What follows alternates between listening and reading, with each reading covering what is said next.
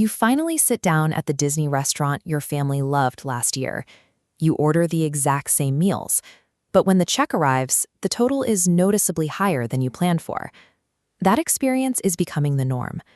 Throughout July 2026, Disney executed hundreds of unannounced menu adjustments across their properties. Both Walt Disney World and Disneyland rolled out these price changes simultaneously, affecting dozens of table service and counter service dining locations on both coasts. This chart shows the discrepancy. On the left is a standard 3% annual inflation projection. On the right is the actual 2026 reality. Instead of a flat increase, Disney targeted premium table service items with an 11% price jump. Looking at that 11% spike, you'll see specific items like the petite filet mignon at the Boathouse. It jumped from $54 up to $60. The rest of the menu moved too. The New York steak and fries and the pan-seared Gulf grouper both saw aggressive $3 to $6 increases this summer. If you build a budget based on 2025 menus and standard inflation, your final bill at these locations will likely exceed your projections. While table service increases are easy to see, a different change is happening at counter service locations, where most families eat their primary meals. Disney is managing their culinary margins this summer through silent shrinkflation. One method is ingredient substitution, swapping cheaper components into familiar menu items without changing the description. The more frequent tactic is reducing portion sizes. This comparison shows a standard 2025 counter service plate on the left, next to the 2026 version on the right. You are receiving less physical food for the same price. Because these smaller portions leave many guests hungry by mid-afternoon, the actual cost of lunch often includes a midday snack.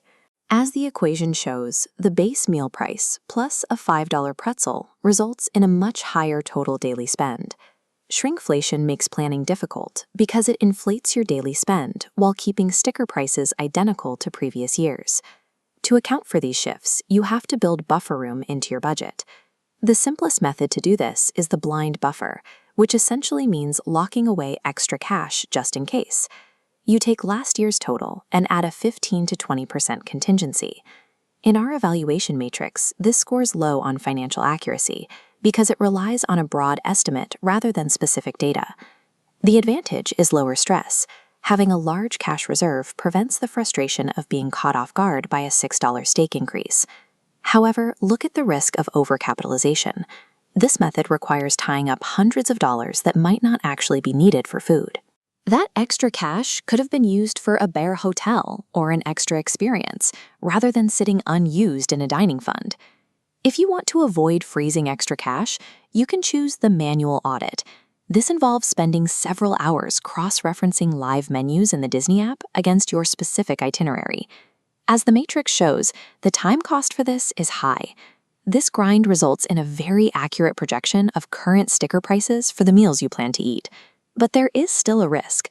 The matrix shows a high vulnerability to shrinkflation because spreadsheets can track prices, but they cannot track smaller portion sizes or the resulting snack costs. A perfect spreadsheet of menu prices can't predict the exact moment your family will need an extra snack because their lunch was smaller than expected. The third option is using a digital tool like the Disney World Budget Master Guide to handle the calculations. This requires a $24 upfront cost. In return, you get a templated system built on live 2026 data with pre-calculated buffers for both price hikes and portion changes. Looking at the matrix, this column shows optimal scores for both time and accuracy. It saves the hours of manual research while providing a realistic spending target. The trade-off is the upfront cost. You are paying $24 for a tool that organizes information you could technically find yourself if you had the time. It is a straightforward trade of money for time and a higher level of certainty in your final numbers. Since Disney's pricing has shifted, your mitigation strategy should be based on the resource you value most. If you are working with a very tight budget, follow the path on this flowchart. You should avoid the paid guide and handle the math yourself. Focus on a manual audit and use the free 7 Money Hacks guide to find ways to offset the higher menu prices. For the experience-first vacationer, portion cutting poses a direct threat to the perceived value of your meals. You should build a dedicated snack buffer, specifically to cover the extra food your family will likely need between smaller counter-service meals. If you have more disposable income than free time, the final branch leads to the $24 Master Guide. For this specific planner, the guide offers a high return on investment by instantly updating your budget to current 2026 realities.